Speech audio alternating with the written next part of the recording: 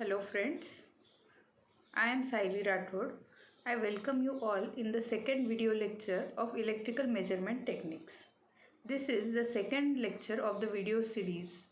So, in the previous lecture we have discussed about the syllabus overview of electrical measurement techniques and also the introduction about the first unit.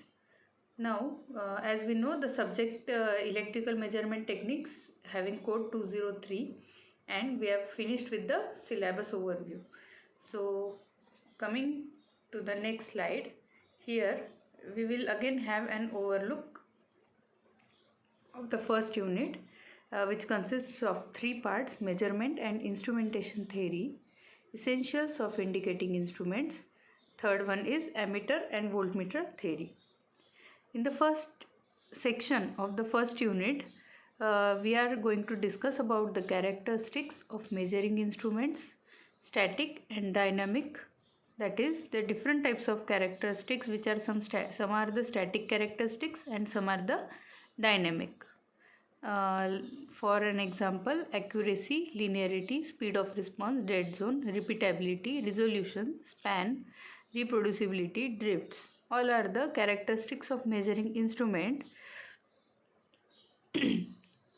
Then the next one is need for calibration, standards and their classification.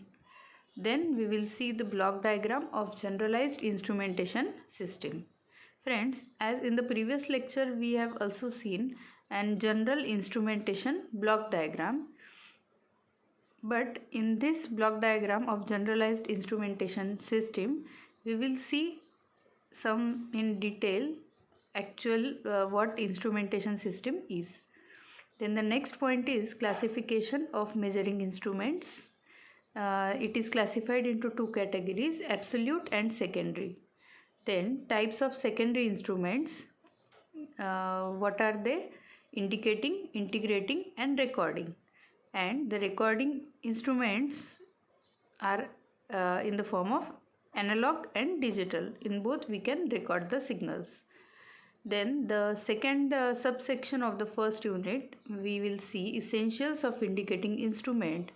That why we need indicating instruments, what are the different parameters of that instruments, what is deflection, controlling, damping system, what is the construction of an instrument, how it works, the torque equation, and different advantages and disadvantages of measuring instrument, and the PMCC.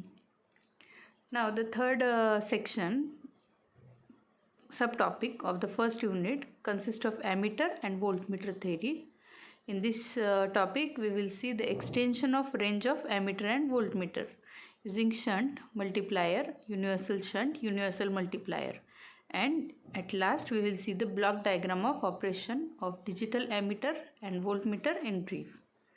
So this is about the syllabus, means the first unit of this subject. Moving to the next slide. So students, in the last lecture also we have seen the general introduction of the measurement, means what is the need of measurement and what is actually measurement. So measurement is the process by which one can convert physical parameter to meaningful number. Means any physical parameter like temperature, we can convert it into meaningful number. Means by using the measuring instrument which is used to measure the temperature, we can get the output in the form of numbers, which will be the output of the temperature instrument. This is just an example. Then the next point about measurement is basic concept of measurement involves comparing an unknown value of the physical quantity with a value which is already known to us. As in the previous lecture we have seen an example of measuring the potatoes. Here what we are doing, the unknown quantity, that is the weight of the potato, and the known quantity, that is the weight, which reference weight which we are using to compare the both input, not input, the unknown variable, unknown quantity. So this is all about the measurement. What is measurement? It is a process by which one can convert physical parameter into meaningful number. Then moving next slide, static and dynamic characteristics of instrument. As we know that the characteristics of instruments are classified into two parts, that is static and dynamic. In this video we will see in detail the static and the dynamic characteristics of instrument. We will see the definition and what is actual static characteristic. So the performance of any measuring instrument is affected by several factors. Depending upon that, there are two basic performance characteristics of measuring instrument. First one is static, second is dynamic characteristics. Now let's move towards the static characteristics. What is static characteristic? Okay, so in general, if we discuss about this concept, the set of criteria defined for the instrument which are used to measure the quantity which are slowly varying with time or mostly constant. Means when we measure any quantity and if the output of that quantity is varying very slowly or it is almost constant while measuring, means it is a static characteristic of that quantity. That is, do not vary with time is called a static characteristic. As from the name itself we can see, static means which is not moving or which is almost constant. According to this, the following are the static characteristics. The list is given below. All these are the static characteristics. In that, first one is static error, accuracy, precision, sensitivity, reproducibility, hysteresis, drift and dead zone. These are the static characteristics. Now we will see each and every characteristic in detail. We will see the definition of each characteristic and the technical details about that point. Now, what is the dynamic characteristic? Dynamic characteristics of a measuring instrument refer to the case where the measured variable changes rapidly. Okay, means when we are measuring anything, measuring any physical quantity and the measured variable, the output is changing rapidly with time, then that characteristic means the characteristic which is varying rapidly, it is called as the dynamic characteristic. Here there is a list of dynamic characteristics. Number 1, dynamic error, speed of response, fidelity, lag and span. So friends, after this I want to tell you that there is a list of static characteristic as well as dynamic, but in this also the characteristics are classified into two categories, that is desirable and not non-desirable, undesirable. So as in this static characteristics also, some are desirable, means which should be which characteristic should be high, it will be a desirable static characteristic, and the characteristic which is not required or which should not be in the higher value, that will be called as non-desirable. Moving to the next slide. Okay, so in this slide we can see that static characteristics are of two types, desirable and undesirable. Desirable characteristics are the accuracy, precision, sensitivity, reproducibility, static error, resolution, etc. And the undesirable characteristics, static characteristics are drift, dead zone, dynamic error and hysteresis. Now moving to the next slide. Here the first static characteristic, that is the static error. Here there is a definition of static error. What is it? First of all, let us see what is static error. The formula is given that true value of measured variable minus the instrument reading. Okay, means the whatever the value of that variable to be measured, the true value, if the instrument reading is subtracted from that true value, we will get the static error. Okay, so the difference between the true value of the measuring quantity to the value shown by the measuring instrument under not varying process conditions is called as the static error. Okay, in simple words, it is the difference between the true value and the instrument reading. Here, next point is positive static error means instrument reads high, and negative static error means instrument reading is low. Means the static error will come in the form of positive static error and negative static error.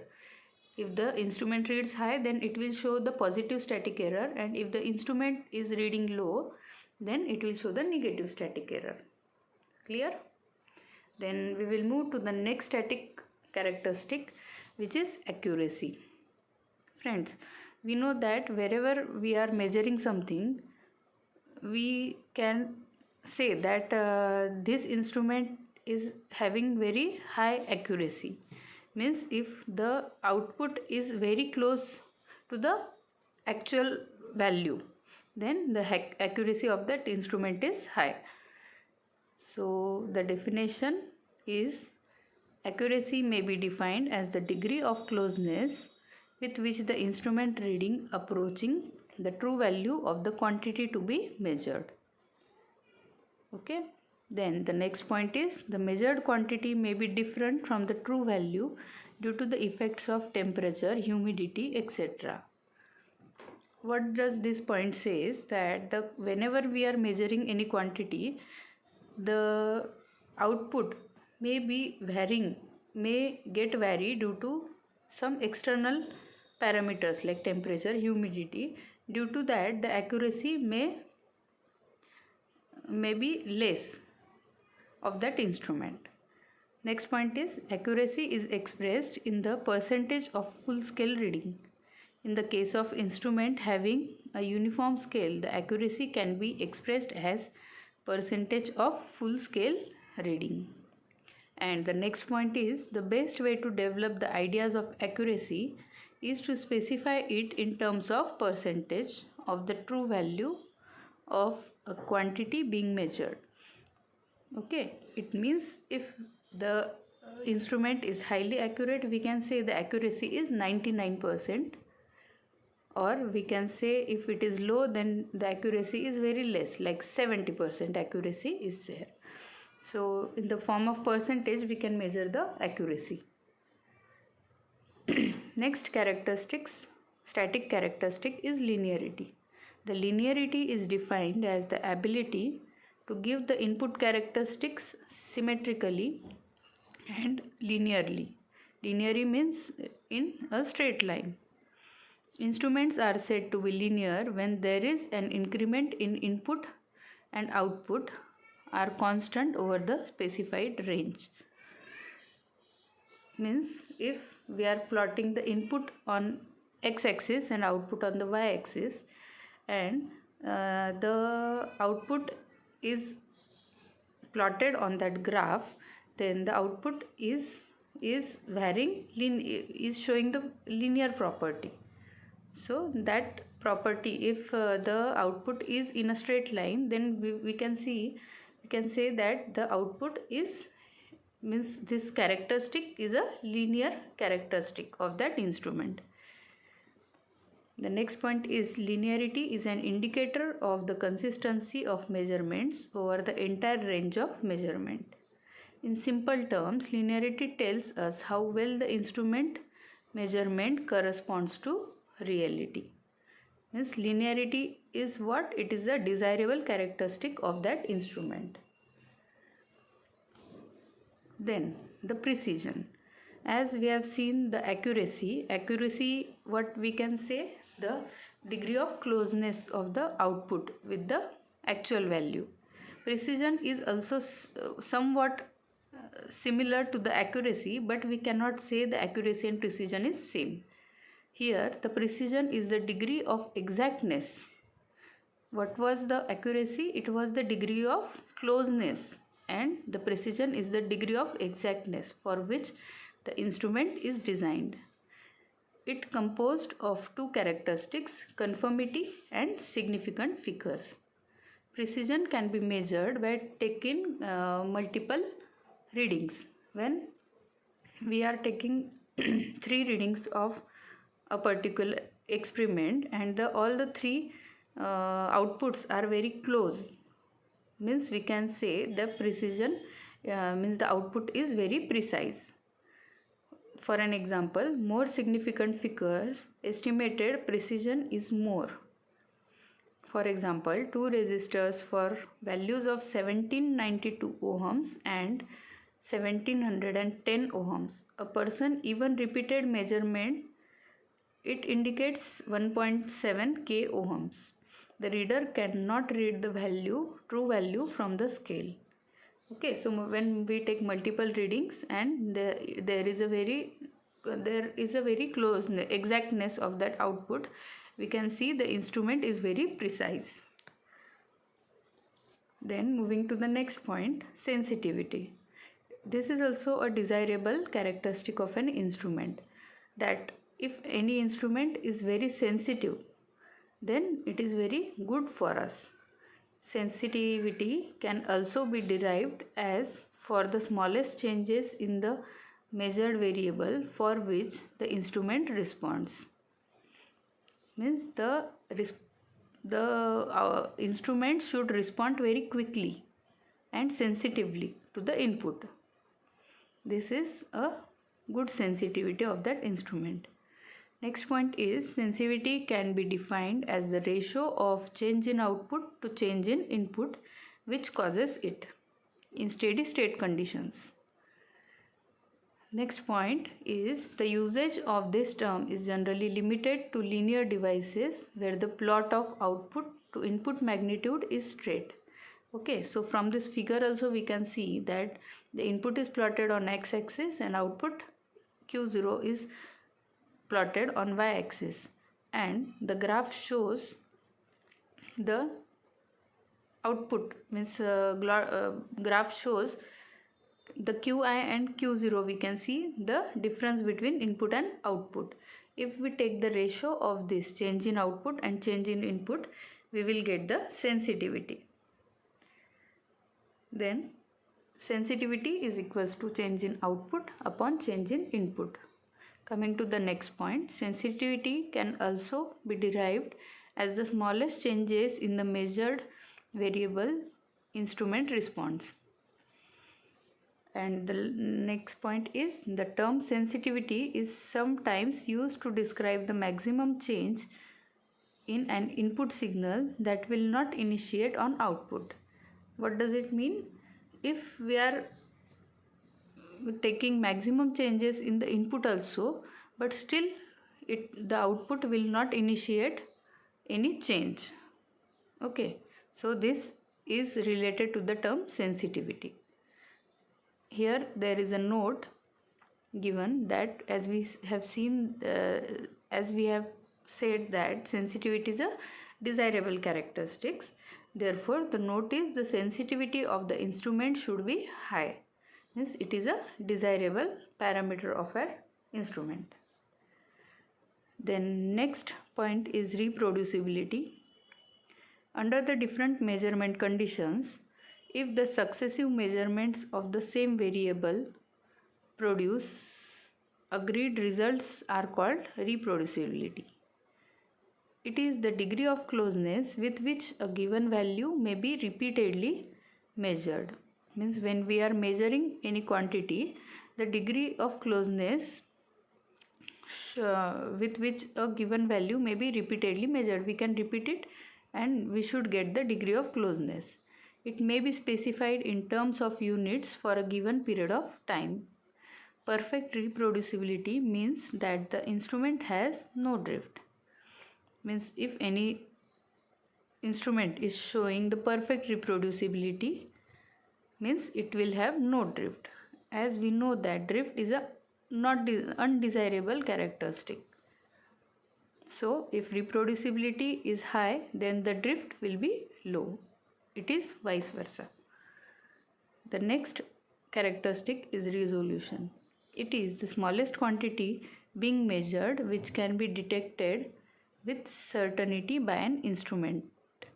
Means if we are measuring very minute or smallest quantity, but still it is detected with a certainty of that instrument, then it will be of best resolution. Means the instrument will have a best resolution.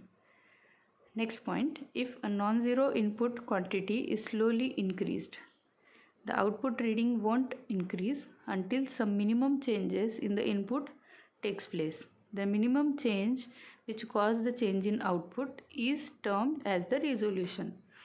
Means when we are giving any change in the input, it will show the change in the output. This is termed as the resolution. Now the dead zone. Dead zone for the largest range of values of measured variable to which the instrument does not respond. As from the graph itself we can see that there are two variable, means one is measured variable and second is instrument reading. Here we can see the initially when the graph is increasing, it is steady at the starting and then it increases rapidly, abruptly. So the time period where the output is constant, means it is not varying with time, that particular period is called as the dead zone. Okay, so means the instrument is not responding at that particular time initially. That is called as the dead zone. The dead zone occurs more often due to static friction in indicating an instrument. If there is a static friction in that instrument, the dead zone will more often happen there. Next point is a practical example. Due to static friction, a control valve does not open even for a large opening signals from the controller. Means if we are giving opening signal from the controller, but still the control valve is not showing any output or it is not getting opened. Why this is happening? Due to the static friction in that instrument, the valve is not showing any response to the input from the controller. This happens due to the dead zone. Next point is drift.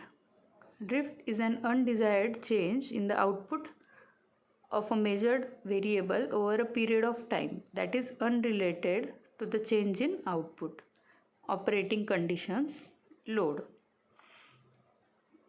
Drift may be caused by environmental factors, mechanical vibrations, changes in temperature, stray electric fields, stray magnetic fields, thermal EMFs.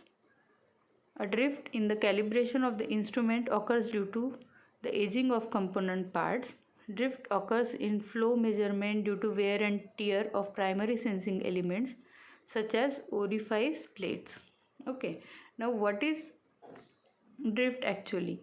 Drift is generally occurs as we have seen that the aging of components, means if there is an old instrument and we are using it from a large period, so many components may get wear and tear, due to which it will occur a drift, which is an undesired change in the output of that instrument. Means it will show the undesired output while measuring. Next point is drift occurs in temperature measurement due to scale formation on the thermowell. It is generally a drift where it is occurring mostly in the temperature measurement. Next point is drift occurs in thermocouple or RTD elements due to the change of metallic properties. In thermocouple and RTD elements, we are using different metals. So as by multiple uses of that instruments, the metallic properties that we have used in that thermocouple and RTD, it will get changed with a period of time. So due to that, drift can occur in that thermocouple or RTD. Drift for a measuring device can be systematic or random or both sometimes. Due to wear and tear in the edge of an orifice plate, the flow drift occurs systematic way. Now the drift is also classified into three types. These three types we can also see in the next slide by using the graphs. First one is zero drift, span drift and the zonal drift. Now let us see one by one what is zero drift. The zero drift is defined as the deviation in the measured variable starts right from zero in the output with time. Okay, what it is saying?